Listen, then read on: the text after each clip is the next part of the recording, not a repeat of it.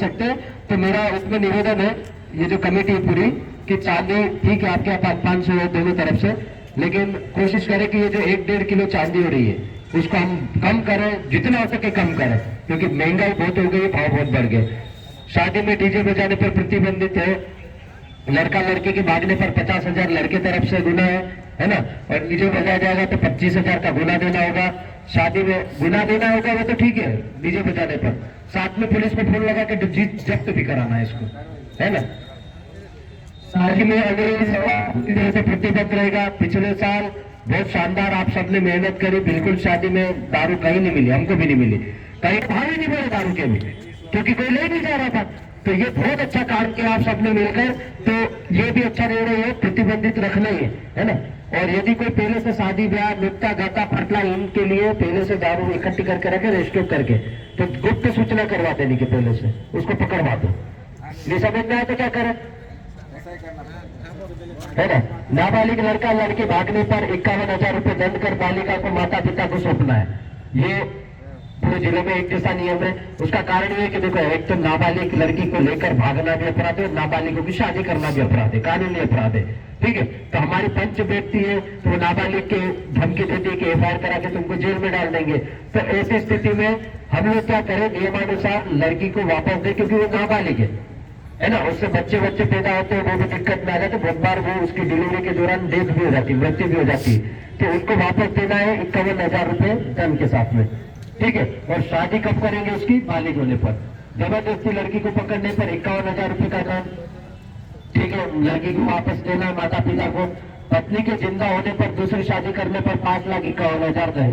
ये बढ़िया फैसला है। देखो, पत्नी जिंदा है मतलब लाई है पहले से, बच्चे भी है, सब बढ़िया जिंदे है, अच्छे से हंसी खुशी रह रहे, उसके बाद भगली है, जबरदस्ती दूसरी तीसरी शादी करे तो मस्ती आ गया क्या आदमी, ज्यादा मस्ती आ गया तो गलत आदमी है, तो उसको तो दंड करो, जितना चाहे करो, ऐसे लोगों को नहीं छोड़ना। लेकिन हाँ, इसमें एक मेरा निवेदन है, और अपन ने नियम भी बनाया है जो जिला स्तरीय पैम्पलेट उसमें, कि यदि कोई पति पत्नी है और किसी का बच्चा नहीं हो रहा है, उसको तो वंश बनाना है, हाँ, तो उसका अपने को ध्यान रखना, उसको नहीं लूटना है, क्योंकि उसकी मजबूरी है, उसको वंश बढ़ाना, बच्चे नहीं हो तो वो तो शादी कर सकता है। तो उसी स्थिति में बात करके जो आपने नियम बनाया उसके हिसाब से आप राशि रखें। सगाई वाली लड़की दूसरी जगह भाग जाती है तो लड़के सगाई की राशि का दुगना राशि देगा, हाँ, ये नियम तो चल ही रहा है ना।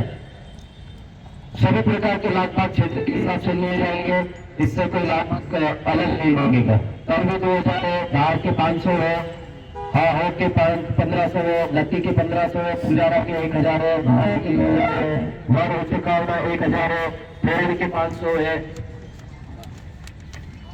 वो पिछोर के 500, सामादान के साथ फेराना 700, गोविंदा होना 500, 12 उतारने के 500, लगावने के 500, पोरू पाड़वाने के 1,000, कपड़े पहनाने के 1,000, लाड़ी मिलावने के 1,000, पड़वी पटेल के जो पगड़ी बांधने के 500, धार के 500।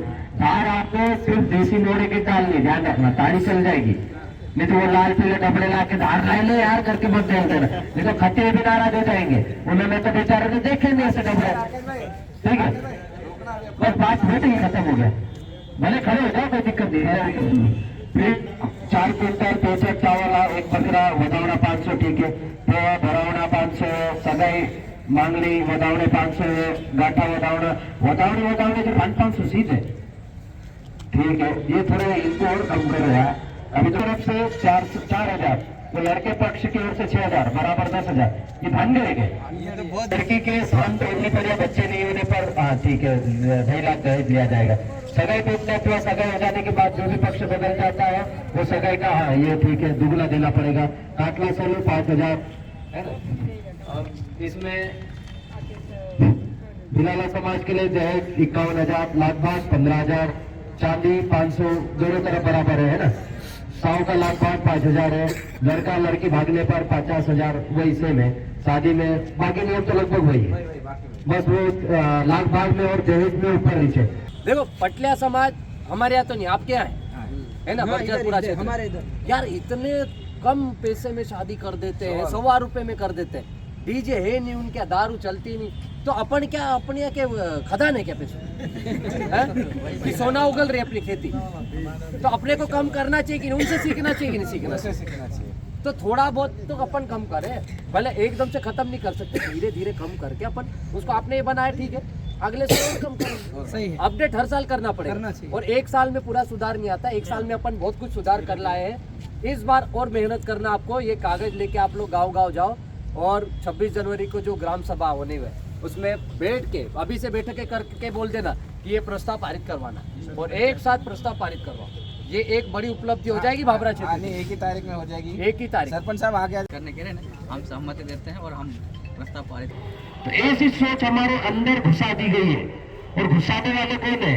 गांव के जिम्मेदार लोग ही है, जो थोड़ी बहुत पढ़े लिखे हो गए या थोड़ी बहुत नेतागिरी करने लग गए, जो घर से बाहर निकलते हैं थाना कोर्ट कचहरी में और आसपास घूमते रहते गांव में, वही लोग ये काम करते हैं, रायता फैलाते हैं। और उससे किसको फायदा होता है? किसी को नहीं होता है। आज तक आपने सुना, देखो डाले डाले आप बैठे हुए, आप हमसे ज्यादा उम्र वाले और आप ही गांव में काम करते, हम नहीं करते। आपको पता है कि हम लोग जो झगड़ा बांधते हैं, गुना लेते हैं, लड़की भाग जाती है, छाती पे चढ़ के 2-2, 5-5, 10-10 लाख रुपए नहीं आते दादा। क्या उस 10 लाख रुपए से किसी ने घर बना लिया? मैं आपसे पूछता हूँ, किसी का घर बना है क्या अभी तक? बताओ इधर पीछे कोई, क्या तो किधर कहा बोले क्या घर? तो घर का झगड़ा तोड़ तुम्हें मालूम है सर, बनाया किसी ने घर? बताओ। नहीं, झगड़ा तोड़ने अलग बात है, लेकिन वो 5, 7, 10 लाख रुपए जो हम लोग लेते हैं उससे छाती पे चढ़ के झगड़ा करके लेके आते हैं, बकरे खा जाते हैं, दारू पी जाते हैं, वाटा पार के घर सब अपना वाटा लेके शाम को चले जाते हैं।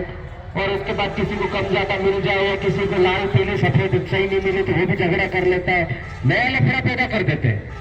लेकिन आज तक किसी का घर पैसा उससे नहीं देता, उल्टा उसको कर्जे में डाल के आ जाते हैं, जिससे करो पापन झगड़ा तोड़ के पैसे लेके आते हैं लड़के वाले लोग।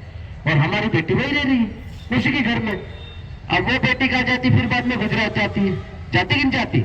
पोटली बांध के सिर पे लेके। और गुजरात में कैसे मजदूर रहते हैं ये तो आपको भी पता, बताने की जरूरत नहीं। अपन यहाँ गांव में आदिवासी इस देश का और धरती का मालिक है, और उसके बाद में हम लोग जो गांव में रहते तो एक का घर या बैरा खैरे में बढ़िया आराम से रहते है कि नहीं? जहां मर्जी आओ, थोड़ी देर में खेत में गया, इधर आंगन आ गया तो उधर ही आग लेता आदमी खुदरे किनारे बैठ के, है ना? मतलब अच्छी साफ सुथरी जगह में घूमता रहता, शुद्ध हवा लेता है, खाता है, बढ़िया शुद्ध प्राकृतिक अपन जो खेती करते हैं उससे ही खाना खाता है। अब आप गुजरात जाओ, महाराष्ट्र जाओ, जहाँ हमारे लोग मजदूरी करते हैं, आपको पता है कैसे रहते वो? सैकड़े जो घट्टी घर मांग खाने आते हैं ना अपने यहाँ, 1 रुपया दे दो, 2 रुपया दे दो करके ना लेते रहते, वहां तंबू तान के ऐसी स्थिति में रहते। वहां हमारी बहन बेटियां जाती, उनको हागने तक की जगह नहीं रहती, और वहां पर उनका कोई हाथ पकड़ ले, कोई उनका मतलब उनको रख भी लेते हैं बहुत सारे, तो ठेकेदार वहां के रख भी लिया हमारे यहाँ के अच्छी अच्छी लड़कियों को, शादीशुदा लड़कियों को भी रख लिया, वापस नहीं आने दिया। तो ऐसी स्थिति में हमारा परिवार गुजरात में पड़ा हुआ है, तो हम क्या चाहते हैं कि हमारी बहन बेटियों की रक्षा करना चाह रहे कि नहीं चाह रहे, उनको बचाना चाह रहे कि नहीं इन चीजों से? तो उसके लिए हमको ये जो बीमारी है समाज की 3D, ये कैंसर से भी खतरनाक बीमारी है। दहेज, जिसमें देता झगड़ा गुना अन्न सब आ गया। दारू जो पहले नहीं थी, डाले डाले तो अभी भी बहुत कम पीते, ये तो कच्चे महुए के पीते होंगे, उससे ज्यादा ध्यान नहीं रखते, और ये धार डालते 2 गिलास से ज्यादा ये पीते नहीं, ईमानदारी से पीते। लेकिन अभी देखो आप, इतने से पूरे के हाथ में से बीड़ी सिगरेट के पैकेट भी लेंगे, ये पे घूम रहे होंगे बस स्टैंड के आसपास लड़के, बड़े बड़े मोबाइल देते, 2-2 लाख वाली गाड़ी लेके घूमते हो, पेटी की पेटी गाड़ियों में दारू भर के घूमते हो, और बर्थडे पार्टी करते आजकल तो किसी का भी बर्थडे, डीजे बुला लेंगे, पार्टी करेंगे, दारू पिएंगे पेट भर के और खूब नाचते। होता कि नहीं होता? तो हमारा समाज जा कहाँ रहा है? ये दूसरी दारू की बीमारी थी, फिर बाद में शादियों में भी आपने देखा 1-2 पेटी से तो काम ही नहीं चलता, 100-100, 200-200 पेटियां, भाटड़ी अलग, पी के ना आदमी वही उंधा हो जाता, आड़ा पड़ जाता है। लेकिन 10-20 हजार का डीजे आता है, और आपके यहाँ हमारे यहाँ तो गुजरात की बीमारी ज्यादा है, तो महंगा डीजे चाहिए, क्योंकि नवाज सिंह भाई तो 10,000 वाले ला रहे, तो मेरे को 20,000 दिखाना पड़ेंगे ना कि मैं महंगा लाया तो और बड़ा, वो आइसर में लाया तो मैं और बड़ा वाला आइसर में, कि पैदल पैदल जाएंगे यहाँ से अंदर जाना डीजे लेके, तो एक डीजे के पीछे कम से कम 5-6 गाड़ियां लग जाती है, 1-2 तूफान लगती है, एक आधी पिकअप लगती है, 1-2 बोलेरो लगती है, फिर 4-5 पेटी 10 पेटी दारू डालनी पड़ती उसमें। नहीं तो बिना दारू के चार्ज नहीं होता तो व्यक्ति निकलता नहीं घर से, जाता ही नहीं उसके साथ में। ये तो पीना आएगा नहीं तो मैं इसके साथ क्यों जाऊं, ऐसा सोचते हैं ना अपने लोग। तो ये इस प्रकार की बीमारी हमारे समाज में बन गई है दारू की। फिर तीसरी थी डीजे। डीजे 10 साल पहले नहीं थे, 10-12 साल पहले नहीं थे। पहले आए इधर गुजरात से आए, इधर पड़ोसी राज्य अपना, इधर लड़कियां भी जल्दी आती है पानी। लेकिन अपने क्षेत्र में पिछले साल से तो लगभग एक निकलकर सबकी मदद करने के लिए नहीं आते। कुछ ही लोग रहते हैं जो सबकी मदद करने के लिए बाहर आते हैं। तो हमारा जो समाज है बहुत बड़ा है और जिले में 93% आदिवासी है, मतलब सबसे ज्यादा आदिवासी है। तो आदिवासी ज्यादा है तो स्वाभाविक सी बात है कि हमारे लोग टुकड़े में भी बटे रहते हैं। भाई भाई का नहीं होता है, काका बाबा के बैठना नहीं हो पा रहा है। हर घर में झगड़े हैं, कोई सेडे का तो कोई लड़की का तो कोई फालतू का झगड़ा है। तो ऐसे झगड़े में हमारे लोग उलझे हुए हैं। तो कोई एक दूसरे के साथ किसी एक व्यक्ति का नहीं है और किसी एक व्यक्ति के लिए भी नहीं है। ये उस हर आदिवासी समाज के छोटे बच्चे से लेकर बड़े बुजुर्ग तक और महिलाओं के सम्मान के लिए इसका पालन करो और करवाओ। और नहीं करे तो हमारे पास देखो बहुत सारे तौर तरीके हैं। कोई ये डराने धमकाने वाली बात नहीं। गांव का पटेल गांव का मुखिया होता है, तड़वी है, सरपंच है, चौकीदार है, ये गांव को चलाने वाले लोग हैं, उनकी जिम्मेदारी। पिछले साल भर हमने किसी को हटवाने के लिए कार्रवाई नहीं की। हमने बस किसी को नोटिस दिलवाया, किसी को थोड़ा सा फोन लगवा दिया और किसी से हमने भी हाथ पैर जोड़ लिए कि भैया ऐसा मत करो। तो आप बैठक रखी नहीं, बहुत सही टाइम पर बैठक हुई। और जहां जहां जिस गांव में बैठक नहीं हो रही है वहां आपको बैठक करनी पड़ेगी। जो पटेल तड़वी सरपंच चौकीदार नहीं मान रहा है वहां पर अपने को बैठक करनी पड़ेगी। इधर ये कोहा से आमकुट तक तो ठीक है, लेकिन इधर डूंगर गांव सरदी के आसपास के ये जो 4-5 गांव है वहां बहुत गड़बड़ चल रही है। सौल सिंह भाई, इधर इन गांवों को देखो, आप लोग बैठक रखो। मैं कई बार बोल चुका हूँ, मुकाम भाई को भी बोला, मैंने कहा जो जो जिम्मेदार लोग हैं उनको भी बोल रहा हूँ। तो जरूरी नहीं कि नेता ही आके करे, हमारी भी जिम्मेदारी कम से कम करो सही यार। हम तो सहयोग करने के लिए तैयार है और उसके बाद भी कोई नहीं मानता है तो इस बार से हम लोग, आप पहले तो नोटिस दिलवाते थे, इस बार से उस पटेल तड़वी चौकीदार को हटवाने की कार्रवाई भी करेंगे जो जबरदस्ती इस प्रकार के काम करवा रहा है, दलाली कर रहा है और गांव को बिगाड़ रहा है और पूरे समाज को बर्बाद कर रहा है। क्योंकि आपको जो सरकारी पद मिला है, नौकरी मिली है, वो इसलिए मिली है, जो काम मिला है वो इसलिए मिले कि आप समाज को सुधारें, आपके गांव को सुधारें। और सबसे पहले लोग यही है, गांव में कुछ भी लफड़ झगड़ा होते तो इन्हीं लोगों को पूछते थे सब। तो इनकी जिम्मेदारी बनती है। और साथ में जो पढ़े लिखे जागरूक लोग हैं, युवा है, अधिकारी कर्मचारी है, उनको भी थोड़ा उनका साथ देना चाहिए आके। ये तो घर में बैठे रहे कि सब ऑटोमेटिक नहीं होता है।